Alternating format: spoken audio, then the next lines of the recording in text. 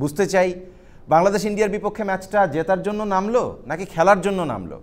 বাংলাদেশ দলে 4টা পরিবর্তন, কেন, কাকে, কি কারণে নেওয়া হয়েছে সেই ব্যাখ্যাটাও জানতে চাই। টিম ম্যানেজমেন্ট তো সেই ব্যাখ্যা আমাদেরকে দিবে না, দেওয়ার জন্য দুজন মানুষ আছে।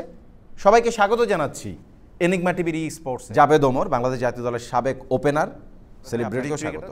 ধন্যবাদ, আসসালামু আলাইকুম।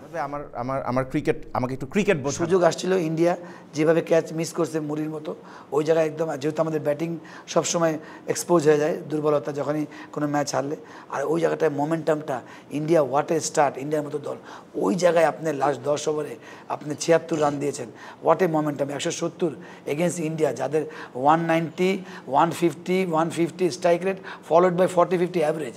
তো ওই জায়গায় ওই দলকে আপনি 170-এ বেঁধে রেখে আপনি জিততে না পারেন, তো ইট ইজ ভেরি ডিফিকাল্ট। আপনাকে তাহলে এরকম সবসময় শিখতেই হবে।